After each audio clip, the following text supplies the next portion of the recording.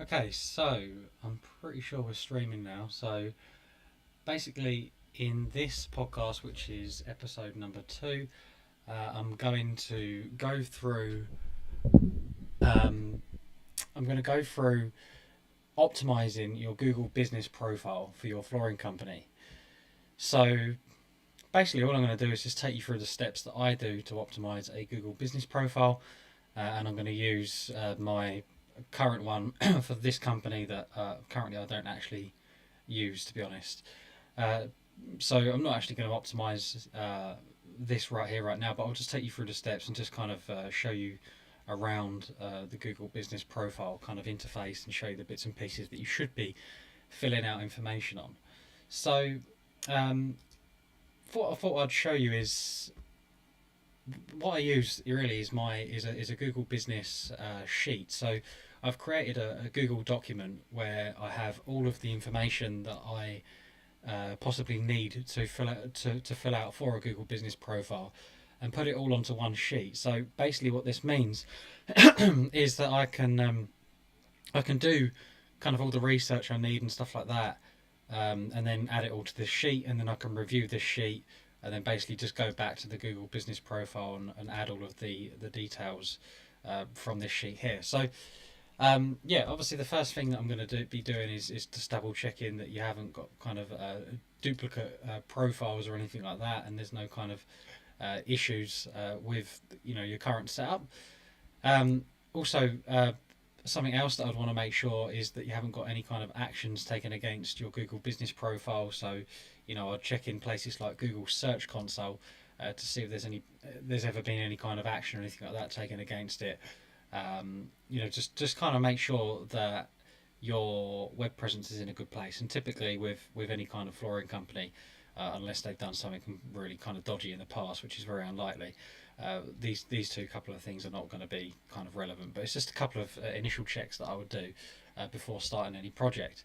So the first thing that we're going to come to is the business name. So the business name is obviously your business name, and you can see I've put here do not change, as this can lead to your Google Business Profile being taken down. So what I mean by this is there has been a lot of cases where people have changed they've changed their name.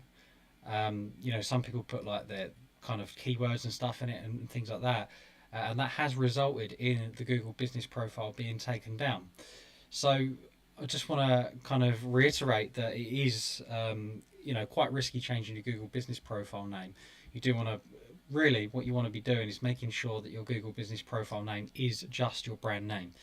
Google has actually said in the past that it doesn't particularly like it when people put keywords in their brand name. So, for example, it could be like flooring company experts, and then they could put like a hyphen, London or something like that, because essentially what you're doing is just kind of keyword stuffing, and really you shouldn't really be too worried about putting kind of keywords in your brand name, because Google is kind of more favouring brands as opposed to people that are just trying to kind of rank for your kind of transactional keywords, for example, like flooring company in location. So your brand is very powerful on Google, and it is always kind of essential that you have your brand name as the main name on your Google Business Profile and nothing else. Um, next thing, and one of the most important things to kind of research, is the primary category. So the primary category is the kind of main category that Google is looking at when it's kind of deciding, where you come up in the search results. So I'll show you like an example. Like if I was to put in flooring company in London. If I put in flooring company in London, then we go on to Google Maps here, and then we scroll down, you'll be able to see that these categories here are the primary categories that are coming up on these Google Business Profiles. So, for example, when you're looking at the primary category for your Google Business Profile and trying to work out what primary category it is that you should have on there, you do need to do a little bit of research on your competitors within the areas that you're currently in. So, for example, if it was London that you're based in, you obviously it's probably going to be a little bit more specific than London. But if it was, then you would want to be going through these competitors here and making sure that the competitors that are most like you, the companies that are most like you, you're using the same you're using the same primary category as they are. So, like I say, you can see here flooring shop. The flooring shop is their primary category. So one thing that I do is that I look through all of the competitors in the local area and for various keywords. As a flooring company, you don't just target flooring company in London. You might target carpet company in London, or you might target laminate flooring company in London. So what you're going to want to do is make a list of the kind of major keywords, the main keywords. Don't go too nitty gritty into this. Don't start doing things like a flooring specialist experts in whatever location. You just need the kind of overall topic. So the overall topic is going to be flooring company London. It's going to be vinyl flooring London. It's going to be laminate flooring London. It could be resin flooring London. It could be commercial flooring London. All of those are kind of the primary topics really. So if you do multiple searches on those different keywords there, and then you start looking through the Google business profiles that are coming up, you want to start making note of the categories, the primary categories that are coming up within those search results, and you're going to start to notice a pattern. All you got to do is make a spreadsheet. You put the search term that you've put into Google on the top of the spreadsheet, and then you would basically just copy and paste the primary categories underneath that search term, and you will start to see for the different search terms how many of these different primary categories are coming up. And if you can see that one comes up again and again and again, and these profiles are always at the very top of the search results, then that is the primary category that you're going to want to choose. And to be honest, even just looking at this without even putting it on a spreadsheet or anything, you can see that flooring shop is literally coming up more or less for every single Google business profile. The only other one that is coming up is flooring contractor. So just by looking at these results here, by typing in this particular keyword, I would say I would be very confident in saying that flooring shop is the most important category, and it would be your primary category for your Google business profile if you was based in this location selling these services. Flooring contractor, on the other hand, it does come up a few times, and there are companies that are ranking for it. I would say would be a secondary category at this point, but that's just for this particular search. You could find that over a number of different searches for your kind of main keywords, you would find that you are actually that there are actually other other primary categories that you could potentially add. So that's how you would do your primary category, and then we want to move on to the secondary categories. So the secondary categories would be exactly the same process. You want to keep searching all of the different keywords within the areas that you operate in. So again, obviously flooring contractor would be one. You want to go right the way through these results here. Keep going down. You can see wood and laminate flooring supplies, another one that's come up there. See what other ones are coming up. Wood floor installation service. Obviously only put the categories in if these are services, products and services that you actually offer. Even if they are coming up, you're not really going to want to put a category in that doesn't coincide with the services that you offer and the products that you offer.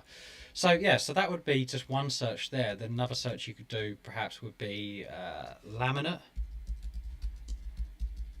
You could just put laminate flooring London into a search result, and you can see flooring shop again is the main one, but wood and laminate flooring supplier. What else we got here? Is there any others? Seems to carpet retail shop. Obviously, if you sell carpet, wood and laminate flooring supplier.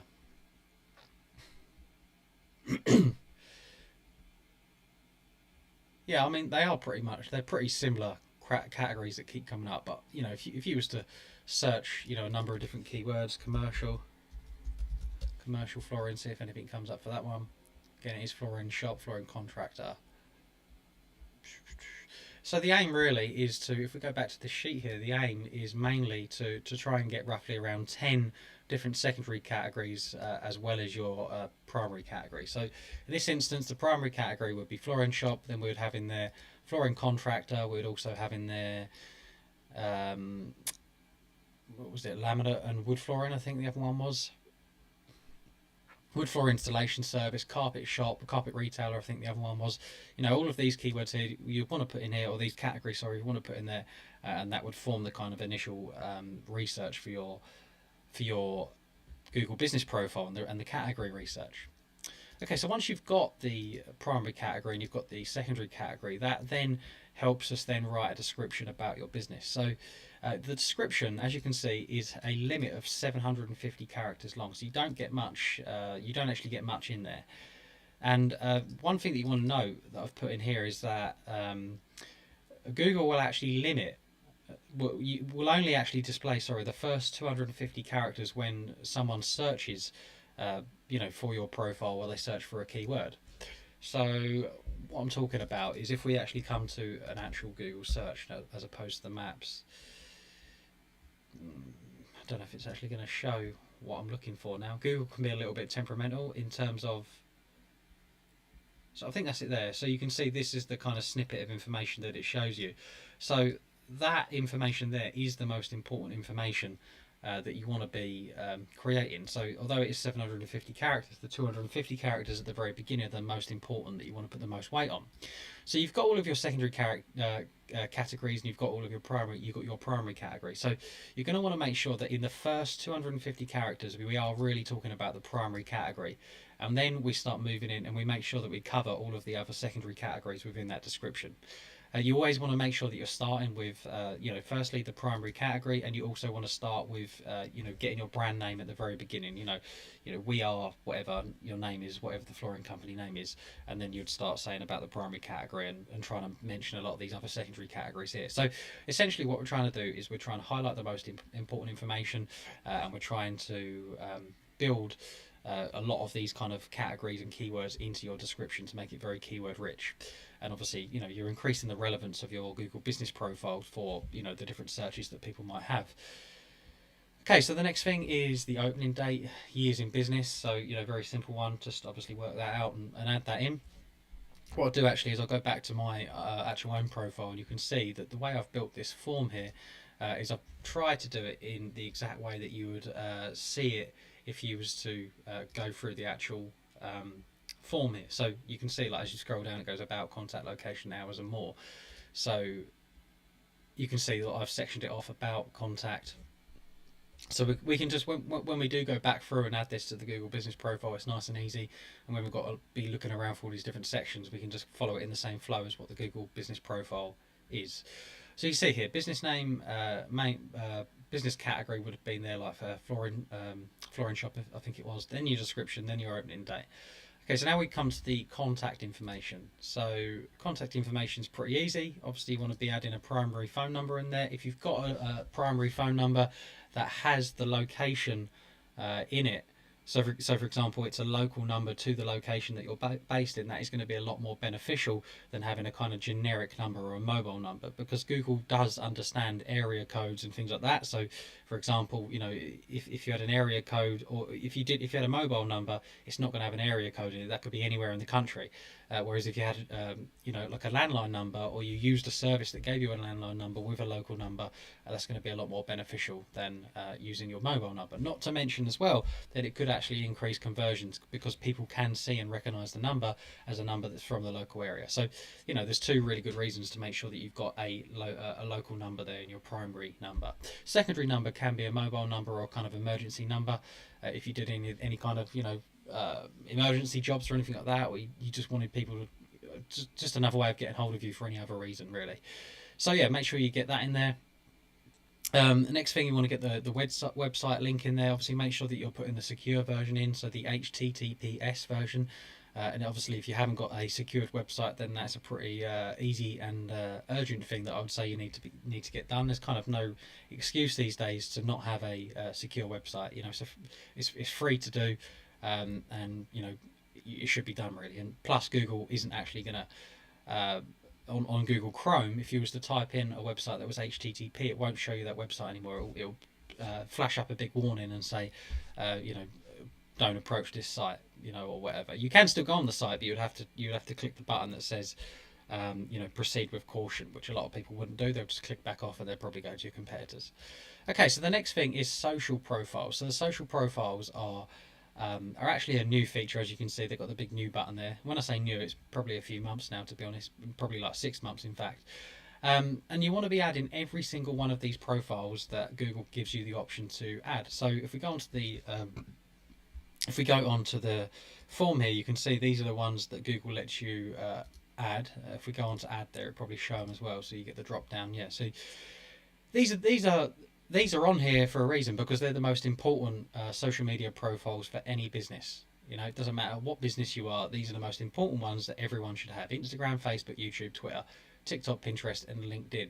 So, you know, there's no excuse not to have one, to be honest. You know, it takes 5 minutes to set these up, and really every single one of these profiles, you should set them up. You should put your brand name, put a bit about what you do, and try and put your phone number or whatever in there if it lets you.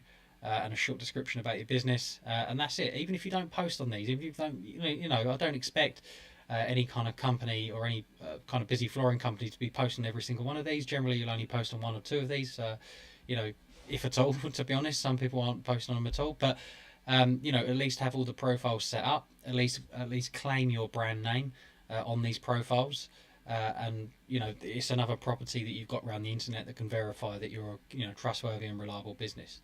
You think when people are searching for your business online, they're doing a lot of kind of research, to kind of looking at the different profiles and things that your kind of your brand is tied to, and they're going to want to see that you have got profiles on all of these different social media accounts, because it increases trust. Like I say, even if you're not actually posting on these, you've still got these accounts, and it's more ways that people can contact you. You're not trying to hide or anything like that. You're trying to get yourself out there in the open. You're trying to get known and seen by people. So yeah, there's no excuse really not to have all of these accounts, and make them and then get them all linked up on your Google business profile. Location and areas. So location and areas, again, you're going to want to do a little bit of research here. So you want to put your business address in there to begin with, and then you're going to want to do a little bit of research about adding the most relevant and best 20 service areas that you can think of in your area. So obviously you're going to start with the areas that you're actually based in. So for example, if you're based in London or something like that, you can go pretty broad on this, I think. So if you put in, so yeah, you can obviously put in London. I think you can actually put in, well, I've got it in there, the United Kingdom, so you can serve UK. You can put the whole of the whole country in there. I haven't put United States or anything like that in there, so I'll put that in there. But you can put all sorts of different locations in your Google business profile. So generally what I would say is to start with your kind of main location, and then work out the kind of sub areas that fall under that, or the areas that kind of surround it that you're happy to travel to and get work from. So yeah, that's pretty easy. Make sure that you get all 20. There's no point in not putting all 20 in, to be honest. But yeah, just start with the most relevant ones to you and build out from there. Okay, so business hours. So with a flooring company, generally, it does vary between flooring company and flooring company. Some work Saturdays, some don't. So, make sure that you stipulate this in your opening hours. Where is it? So opening hours here. You want to make sure, that you are adjusting the times for the different days. Monday to Friday, you might work, certain hours. Saturday you work shorter hours. Friday you might close early.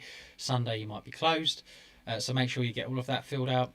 The other thing that you want to also get filled out, which I'll come to, is special hours. And this one is actually quite an important thing that most flooring companies miss, to be honest, because a lot of flooring companies will open on Boxing Day and places and times like that, and holidays.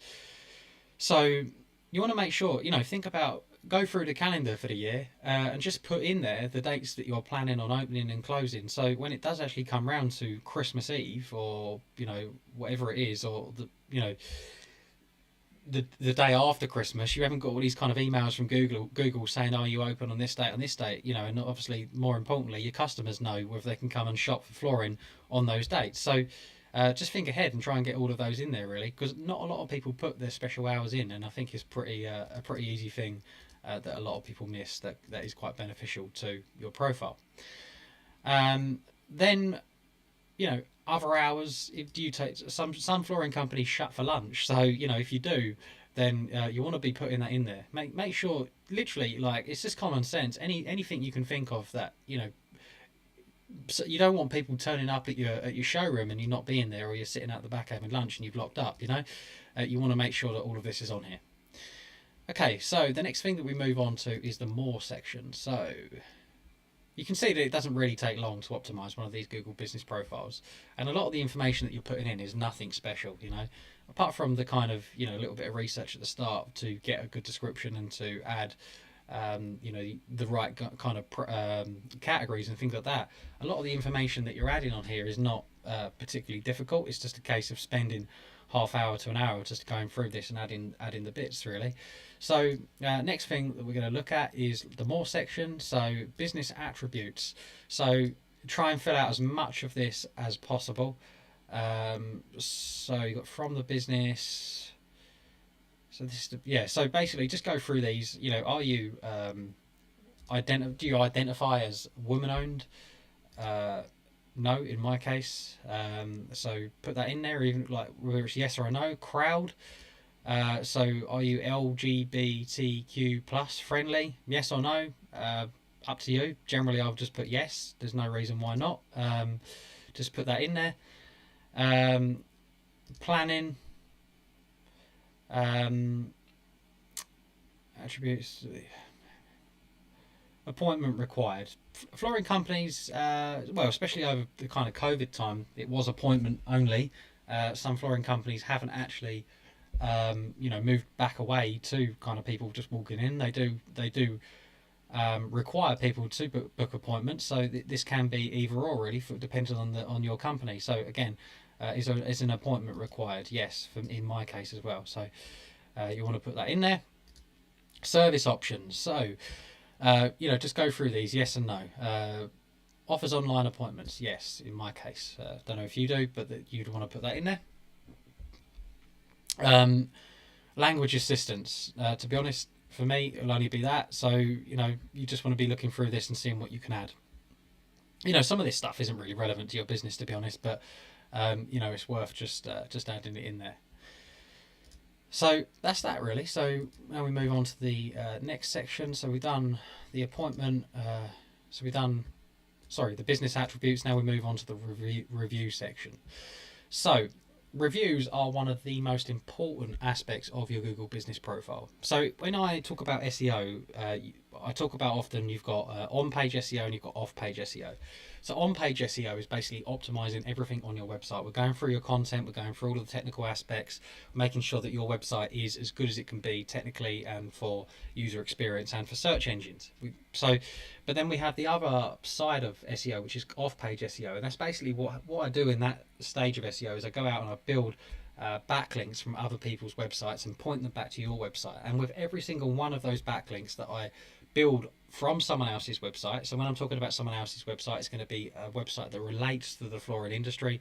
They might have written an article about flooring on the website. They might be a kind of home improvement site or something like that. They're going to be relevant websites, and we'll get a link off there and we'll point it back to yours. Now that link will then pass authority from that website to your website.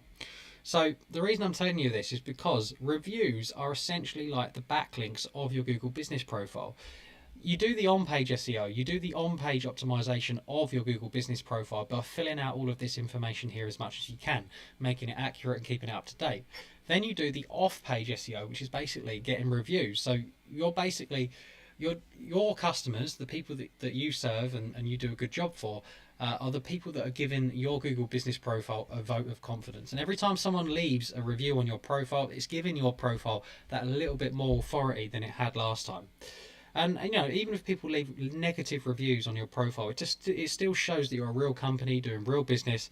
And every business, no business is perfect. You are going to have your off days. You might have, the odd day that you upset a customer. It's just inevitable that is likely to happen, and it is inevitable that sometimes people are going to leave negative reviews. It's not necessarily a bad thing, and I wouldn't worry about it too much.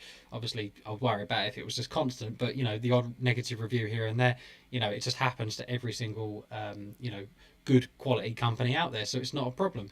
But it just shows that if someone leaves a negative review, a positive review, in the middle review, these are all real people that have an opinion about your business and your service, and they've used you. So that's why reviews are so important. And basically, on your Google Business profile, you can get a share URL, and the share URL will basically allow you to. So where is the? I always forget where they put it because I don't necessarily grab it off of the actual profile itself. I've got tools that kind of give it to me. But basically, there's a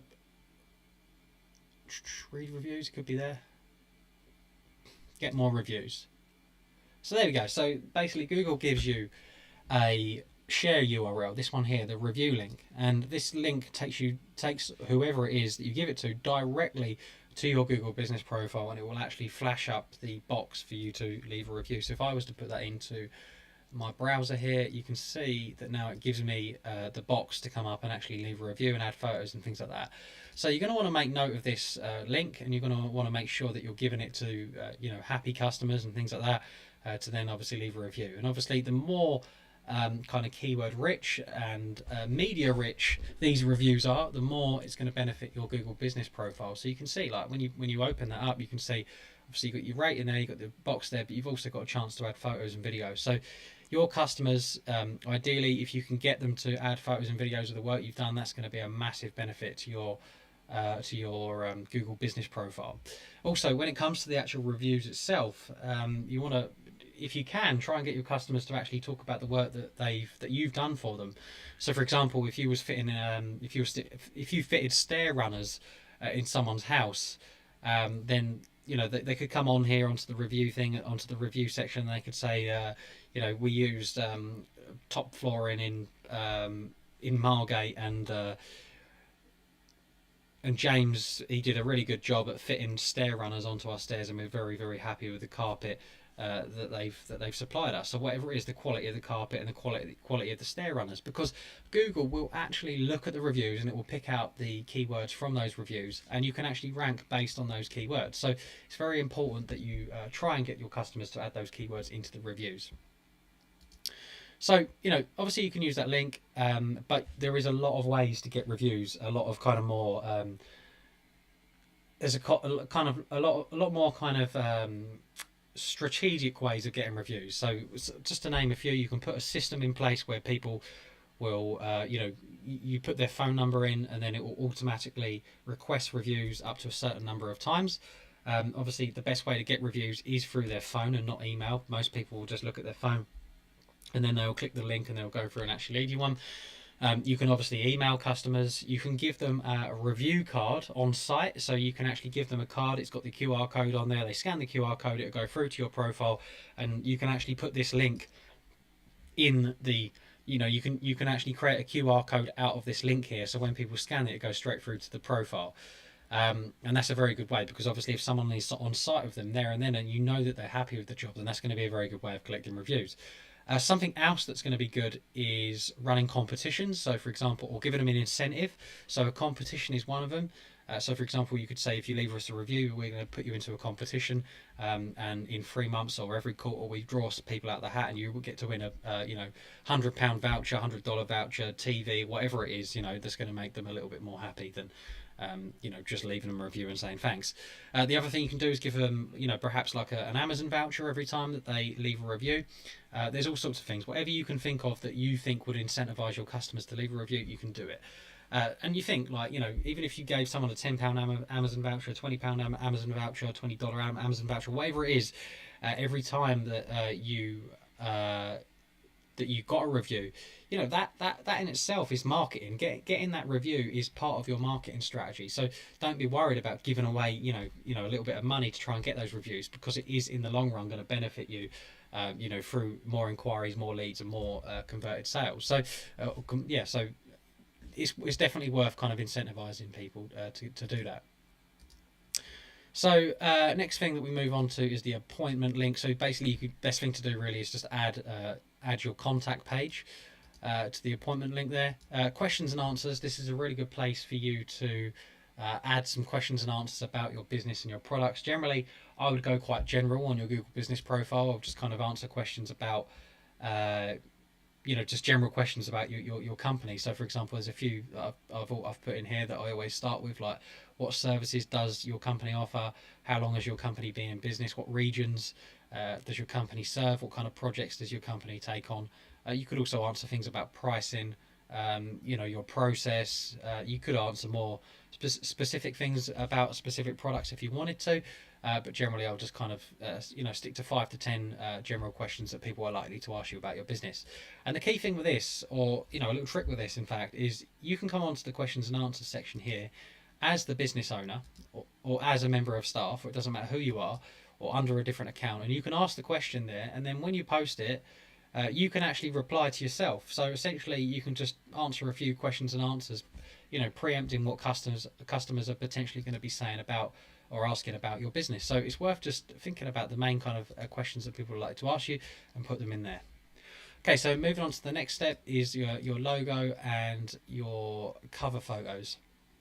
So yeah, make sure that you get your logo up there, like I haven't at the moment, but make sure, like I say, I haven't actually done anything with this profile yet, but make sure that you get your logo there. Make sure that you get a good quality picture of if you've got a showroom, I would say get a good quality picture from the outside the showroom, because you think people are going to be coming down to visit you.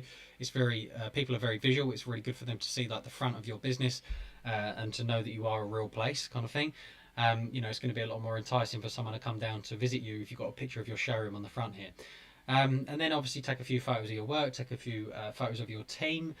You can see here there's a few things that where did I list it? I don't think I've listed it on here, but basically, things like your team, your work vans, your team when they're actually working, finished jobs, inside your showroom, outside your showroom, a few of your processes, anything like that. Oh, no, I put on there like image team, location images, premises, vehicles, and work images. So they're the kind of main things to put on there. And then I would say just choose one of those that you think is most appropriate for your cover photo. Generally, I would say the best thing for a cover photo is going to be the picture of your unit, your showroom.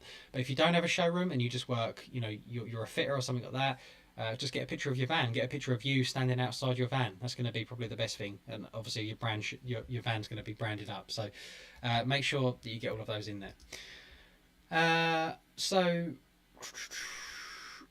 other photos, just follows on from what I was saying, really. If there's any other kind of photos that you want to add, then I'll just put them in there, really. Try and get a good...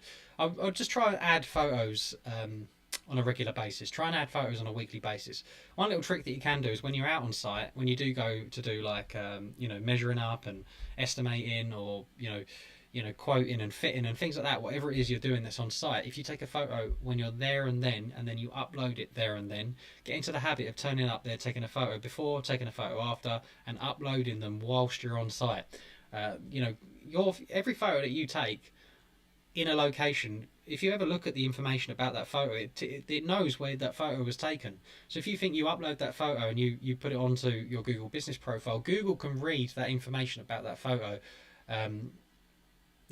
where it's taken and things like that, and it's going to help with trying to increase the locations that you're operating in.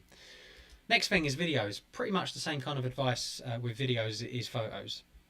The only thing you've got to be mindful of is videos can only be up to 30 seconds long at a maximum. The maximum file size is 75 megabyte and the resolution 720 or higher, so they only want high quality videos on there. And again, do exactly the same thing. Take some videos of your work, take some videos of your workshop, take some videos of your showroom, just whatever you can that's going to be kind of relevant to your business. And again, do those on a regular basis. Try and do them on a weekly or monthly basis to try and keep a nice, good, fresh amount of content going through your profile. Next thing is Google Business posts. So I would say that you want to be adding roughly around 1 to 2 of these posts per week to your Google Business profile. So Google Business allows you to add posts like you do on social media. So where is the section? Let me have a look. So you've got photos, bookings, Q&A, products. Do you know what? It's not actually showing up on my profile. And I've had this before. Sometimes the post section doesn't show up. Oh no, it's the update. That's why, because they've hidden it under a different name. So an update. So this is what it is. So you want to add the update section, and obviously you want to add a photo of it every time, and then you want to add a little description. And you can see here you've got all of these links, all these call to actions that you can link back to the different, call now, that would link to your phone number or your contact form. But generally, the one I normally go with is just learn more, and then you can just put a link back to the website. So with Google Business Post, basically repurpose your website's content. Go through every single page. I'm talking about the About Us page, the Contact Us page, every single one of your services, all of the location pages, every bit of information on your Google Business profile. On a weekly basis, start repurposing that content so you can turn it into a Google Business post. And then what you can do is, let's say that you did like an About Us post and it was talking a little bit about your company. You could link that back to the About Us page, and you could have a photo that is relevant to the About Us page. Let's say you were speaking about a particular service, like floor fitting. If you had a page that was talking about, like your flooring page is probably going to cover floor fitting, so you would then want to put a link back to your flooring page here, and you would have a description about flooring. And again, you can think, when you think about it, these are more keywords that you're adding into your profile, and it's keeping fresh content going out on your profile every single week. And to be honest, I wouldn't overthink it. When you do get to the point where you think, well, I've repurposed more or less everything on my website, just start again. Just repost more the content. Obviously don't repost the exact content, but repost some of the same stuff that you've already spoken about. And again, the other thing you can repurpose are things like blog articles and stuff like that. So you want to make sure that you are posting on a regular basis. Okay, so the next thing is the chat button. So make sure that the chat button is enabled. Then lastly, so the last thing that we're going to go through is the products and services. So the products and services is quite an important section for your Google Business profile. So basically every single product and service that you have on your website, you want to put into your Google Business profile as a product or a service. So if we go to edit products here and we go get started, you can see that Google allows you to enter products and services into here. So for example, you could put in here laminate flooring, and that would then you would then start creating a product about your laminate flooring. So you would select the category, so you haven't actually got one at the moment, so you might want to put in here laminate, or you might want to put in here flooring, or you might want to put in here residential, whatever it is, whatever you want to call that category. Then you put a price range. You don't necessarily have to put a price range if you don't want to, but if you do display prices or anything like that on there, you could put it on there, but not essential. And then a product description. Again, it says that it's optional, but I would make sure that you always do a product description about that product and service. And the best thing you can do is just go onto your website, onto the page that you're talking about, your laminate flooring page, for example, look at the content you've already got on there, and just rewrite that content. It only has to be a few hundred words, if that, 1,000 character limit there, and just put it into here. And then put the URL of that page so it points back. So this product here points back to the laminate flooring page. And again, you can do this every single one of your products and services. Make sure that you start working through those, on a daily or weekly basis until you've got them all in there. Right, so that's pretty much. So yeah, that pretty much brings us to the end of the Google Business Profile optimization process, really. Just once you've obviously updated all of this, make sure that you're updating this on a regular basis. On a monthly basis, you're reviewing some of the information on there. Don't ever let this get out of date or stale. Just make sure that you're constantly getting fresh content going on here. If any business information changes, change it. Just keep on top of it, really, because it is a very, very important asset for any local flooring company. So yeah, so that's really it for the Google Business Profile optimization. So the only other thing that I'll do is just answer a couple of questions that I've had by email this week. So let's just jump into the questions quickly. Where are we? Okay, so the first question is, what are common SEO mistakes? What are some of the common SEO mistakes in the flooring industry? So some of the most common SEO mistakes that I see is that flooring companies don't create location pages on their website. So what I mean by this is, or in fact, they don't optimize. They think of their Google business profile and their website as separate entities, whereas if you optimized your Google business profile, as per the kind of process that we've gone through tonight, but then you didn't do anything on your website, you just left it as it was, unoptimized, that will impact your Google business profile. What you want to be doing is making sure that everything kind of marries up nicely. So for example, all of the information in your Google business profile relates to all of the information that's on your website. It kind of mirrors each other. Everything on your website is kind of relayed on your Google business profile. So never just optimize your Google business profile and then don't optimize your website. So what I'm saying is optimize the content on all of the main pages, and then create all of the location pages as well. Because if you, for example, said that you operate in London, but then you didn't, you said you do flooring services in London, on your Google business profile, but then you didn't have anything on your website saying that you did that, that's going to cause a little bit of a mismatch between the two. Whereas if you went and actually created a page on your website that was flooring company in London, a location page as we call them, then that's going to really help with increasing the rankings on both your Google business profile and your website. There's a lot of things that you can kind of add from your Google business profile onto your website, and vice versa. Like you can embed the reviews directly into your website. You can get widgets that literally bring a live feed in from your Google business profile. So they are very, very, very closely related, more closely related than people realize. And basically just make sure that you're optimizing both of these, your website and your Google business profile. Next question is, how can email marketing benefit flooring companies? So one of the most there's two ways that you can use email marketing to really improve conversions and also improve the amount of inquiries that you're getting. The first way is you want to be creating a follow-up sequence. You want to be creating a nurture sequence. So basically, when people actually get in contact with you about your products and services, they might come into your store, they might give you a phone call, they might have filled out your contact form, whatever it is.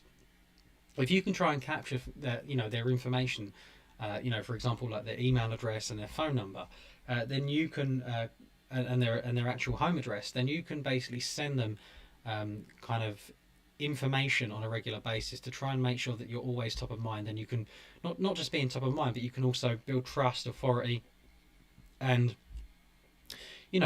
get people to actually take the action that you want. So for example, you're going to get a lot of people that come into your showroom, or they call you, or they fill out your contact form, that don't actually go ahead with your products and services there and then. They might go away and think about it, but when they're going away and they're thinking about it, they might often go and get another quote from another company, speak to other people, whatever it is, get opinions from different people in their family or friends, or like I say, other flooring companies as well.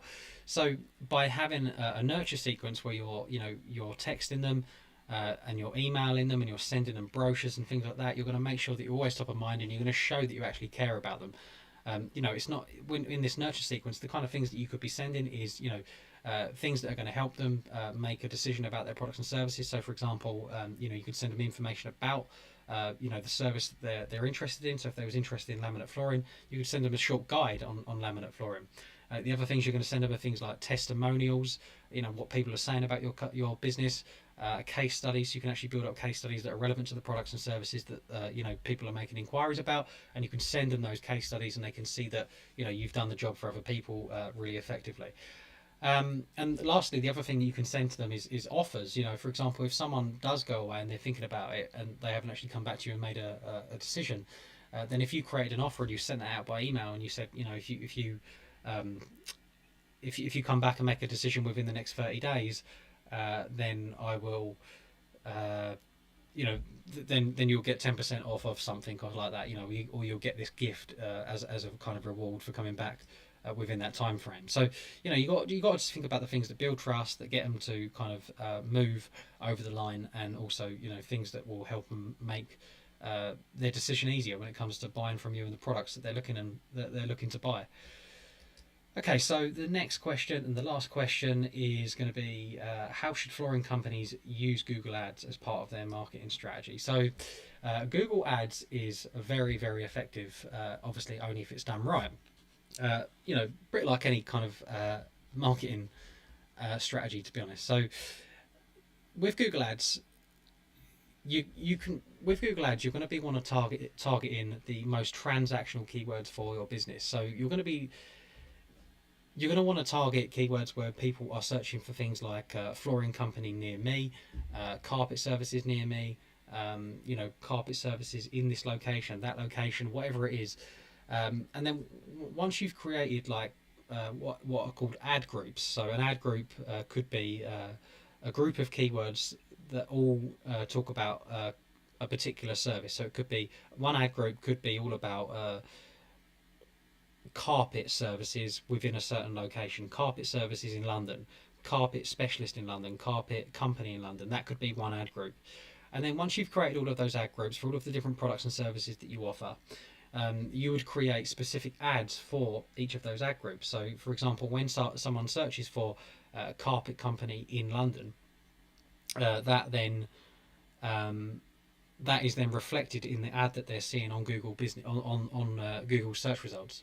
And then to take that a little step further, when they click through from that ad, they will go through to a landing page that is specifically about that ad group. So even the landing page will be carpet services in London. So basically, you're trying to match the ad and the landing page to the keywords that people are searching, because that way you're going to get the highest chance of people clicking on your ads, and you're going to get the highest chance of people converting when they're actually landing on your ads. And again, the landing pages, you should never have landing pages that are your landing pages should never be going to your main website. You should have specific landing pages for the ads that you're running.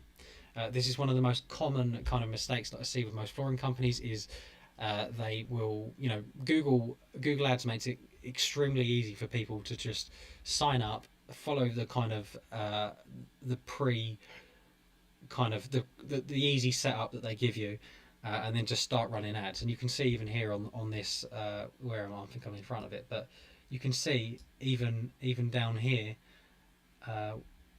even here they're giving me £400 in Google Ads credit if I spend 400. I think that's within the first 60 days. So they're incentivizing everyone to kind of spend money on Google Ads and obviously get free ad spend. And that is a legitimate offer. I do use that offer for new clients that get into Google Ads. But you just want to be careful that you don't just sort of go into it because they're offering you this set up with all of the kind of the standard setup that they offer you, and then kind of just run them to your website. That's one way to kind of basically throw money down the drain. You're going to want to make sure that you're creating specific ad groups, specific landing pages for those ad groups, and basically just kind of making sure that those ads and those ad groups match what people are searching for. So yeah, that's pretty much it with Google Ads, really. Okay, so that is actually the end of the podcast. There are no more questions. Obviously, I've covered the main topic tonight, which was about optimizing your Google business profile. The date today is Wednesday the 31st of July, and I'm probably going to be doing this actually every Wednesday evening now. And I'll try and do it once a week because I think that's probably going to be the best for my schedule. So yeah, obviously, thank you for anyone that's tuned in tonight and watched this. Thanks for anyone that's sent in the questions. But yeah, obviously look forward to the next podcast, and look forward to seeing you then. So any questions before then, obviously send me an email or message me on one of the social media platforms, and I can cover them on the next